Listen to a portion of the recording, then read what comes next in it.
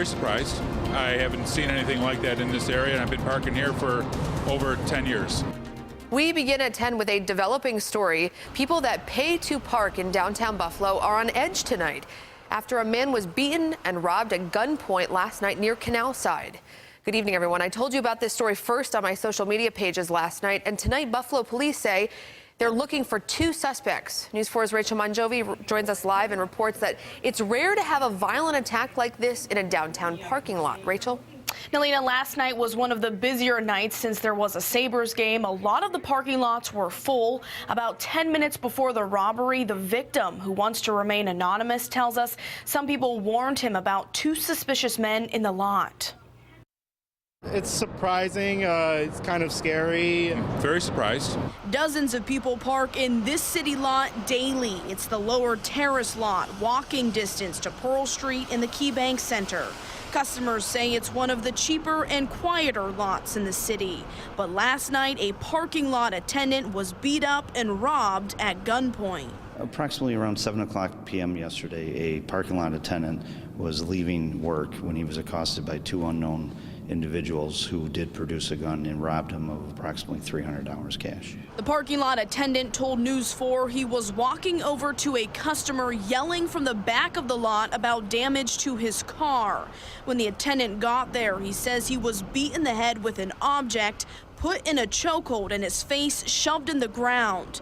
The two suspects threatened to kill him several times. Police have not been able to identify either suspect. The two suspects are about 5'8" each, medium builds, in their mid to late 20s.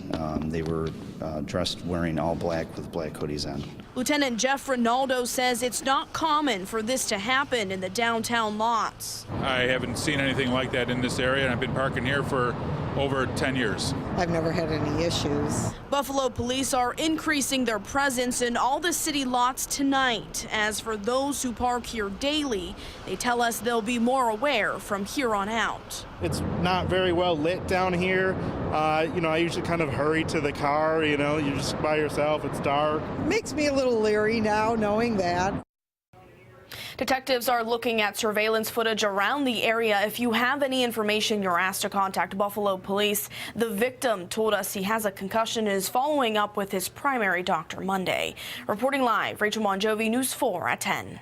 Rachel, thank you. A woman from Western New York is missing tonight. This is what she looks like. She was last seen in Miami. Alexis Say grew up in Pembroke but moved to Florida months ago. Her mother traveled there when she went missing and will be handing out flyers this weekend and wants you to help get the word out on social media. Alexis's mom tells me the Human Trafficking Task Force is investigating her daughter's disappearance. Amazing person. She's a very intelligent and wonderful person. Jennifer Say doesn't know where her 22-year-old daughter Alexis Say is. She would give anybody the benefit of the doubt and probably gave the wrong person the benefit of the doubt or maybe had no say in it at all. The family is from Western New York, but Alexis moved to Miami in October. We both went different directions. She really didn't want to go back to the cold. Alexis was last seen on Monday, January 23rd in an emergency room after having a seizure. Jennifer says Alexis called her from the hospital. She borrowed a woman's phone to make the call. I said to this woman, who is a mother of 5, can I borrow your phone? I just really want to make sure that my mom knows where I am right now. Jennifer says Alexis got hooked on heroin in Miami and was in a rehab. Someone from that facility was supposed to pick her up from the hospital. According to the security guards at the hospital, she was sitting in the lobby waiting for her ride. And that's the last time that she was seen. This ordeal is bringing back bad memories for the Say family. In the 1980s and 90s, we did numerous stories with Alexis's grandmother, Peggy Say, who pleaded for her brother, Terry Anderson's release. At the time, Anderson, a journalist, was the longest-held U.S. hostage in Lebanon and freed after 7 years in captivity. Decades later, Jennifer wants you to hear her plea. Just help me bring her home. Get online, share those flyers, print them out, take them everywhere, because I don't know where she is at this point.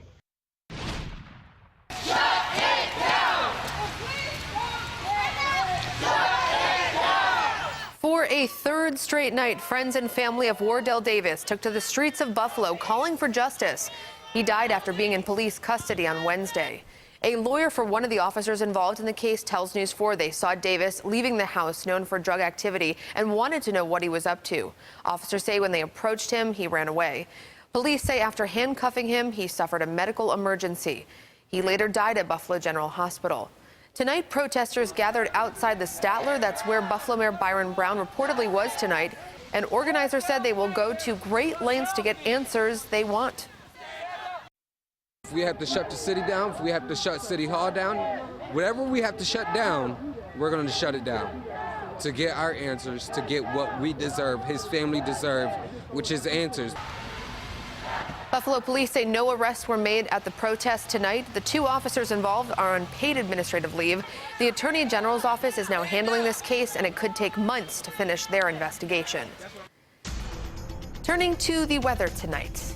Chilly, snowy evening as we look across western New York. This is a live look over downtown Buffalo. Andrew's tracking your weekend forecast. Andrew, good evening to you. I know a lot of people will be leaving the Red Hot Chili Peppers concert soon. What does it feel like when they step outside? The good news is it's chilly, certainly, but, you know, it is the middle of winter. The good news is we're not looking at any more snow for tonight. So heading home from the concert, or if you're heading out to start off your weekend, travel-wise should be certainly manageable. Not to say that conditions are perfect. We do have some wet roads and especially some of those side streets. Pretty slushy out there this evening. Could still encounter a few slick spots, but that snow moving off to the east, and that's it for the night. We're just going to keep those clouds in place. Temperatures right now, not too bad. 29 in Buffalo, 30 up at the Falls, some lower 20s in the southern tier, a little bit chillier. We also have this breeze coming out of the south, a little bit blustery at times, especially toward the lakeshore. That is bringing those wind chills back into the upper teens and low 20s. However, because of that wind out of the south, that's actually going to bring us some milder temperatures overnight. So we'll watch those rise getting into tomorrow morning, starting off the day in the lower 30s, and we even get in some spots lower 40s for tomorrow. So a milder start to the weekend here. Tonight, the snow has ended, clouds sticking around, temperatures rising overnight, but the weekend could be a little bit tricky. Saturday, not bad, but Sunday, we have some very messy weather to talk about. I'll tell you all about it coming up in my full forecast in just a few minutes. It has been brought to my attention that the Erie County Medical Examiner will rule the cause of death in this case of Mr. Hunt as a homicide. The death of a Niagara County inmate has been ruled a homicide by the Erie County Medical Examiner. 25-year-old DeJohn Hunt died in August of 2016. The sheriff's office said he died in his sleep. Sheriff Jim Vautour says he and the other office do not agree with the medical examiner's ruling. Hunt was in jail accused of sexually assaulting a woman at Niagara County Community College. Vautour says there was an incident more than a week before his death where corrections officers had to use necessary force to restrain him. He says they used a baton to put pressure points on his shin to try to restrain him, and he says that force was necessary and appropriate. The sheriff says the medical examiner thinks it could have caused a muscle tissue condition, which is what the medical examiner ruled Hunt died from. The sheriff says he may agree with the condition Hunt died from, but does not agree his death was a homicide. The rhabdomyolysis cannot be pinpointed by the medical examiner's office to any particular body part or when the onset of the condition may have occurred. Again, it is not alleged that excessive force was used. There were no outward signs of physical injuries to Mr. Hunt's body. The case is being sent to the district attorney's office. The sheriff's office is also doing an internal investigation. An official autopsy report has not been released yet. Up next, getting the green light when construction is set to begin on a new bike path in Grand Island. For You is sponsored by Jeffrey Friedman Attorneys. She lost her father at only 2 years old, but their connection lives on. I really miss him so much. How a young girl formed an unbreakable bond with a dad she hardly knew and pushed past life's hardships in his memory. I know he's always with me. News 4, Monday at 6. Before you buy, think DeLacy. First, for Ford. Start your new year off right. Drive home a new 2017 Ford Escape with a low lease payment of just $139 a month. Or buy a new Escape for a super low price of just $19,450. Before you buy, shop DeLacy. First, for Ford. A lot has changed since I began my Tops career pushing carts over 30 years ago. Today, you care more about the ingredients in the food you buy for your family. You want delicious and nutritious meals. You expect more all-natural and healthy options. As your tastes have changed, so have we. That includes offering the best selection of your favorite organic brands at the best prices. You'll love Horizon Organic Milk. On sale for only $3.99 at Tops Friendly Markets. I just picked up the cake for the baby shower. Yay! You know she's having a boy, right? Oh boy. Buick now has an SUV for that. Introducing the new Buick Encore. I knew I could trust you guys with the cake. No problem. That was close. One of 3 luxury SUVs from the new Buick. Auto Show Cash and Sign and Drive are back. Current lessees, switch to Buick and get this low-mileage lease on this 2017 Encore with 0 due at signing and no first month's payment. There are days when you need a little more from your breakfast. Days when your body needs real food made from clean ingredients. Days like today, tomorrow, and the next day. Because every day is kind of a big day, and you're gonna need a good, clean breakfast to get through it. Clean breakfast sandwiches, steel-cut oatmeal, and smoothies. At Panera, food as it should be. Value City Furniture presents how to know when it's time. First, look for a sign that it's time to buy new furniture. Any sign? At all. Then, follow the signs to the President's Day sale at Value City Furniture. Get free delivery plus savings as good as a tax break on qualifying purchase. Or enjoy 36 months no interest financing. Perfect. And that's how to buy the perfect piece at Value City Furniture. Before you buy a truck, think first. Think DeLacy first for trucks. DeLacy is your truck store.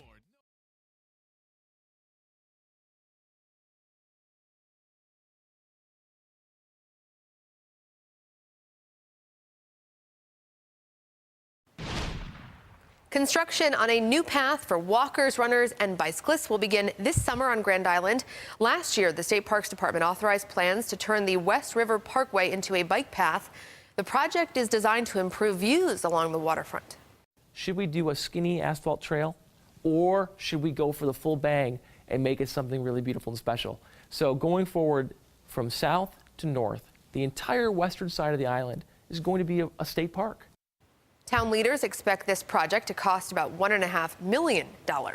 On the way tonight, it walks, it talks, even dances. You won't believe what greeted people at the Buffalo Auto Show tonight. That's not normally how I dance. Also, 'tis the season for chocolate. Valentine's Day is right around the corner. One sweet shop is making it easier for people to give their heart away to someone special.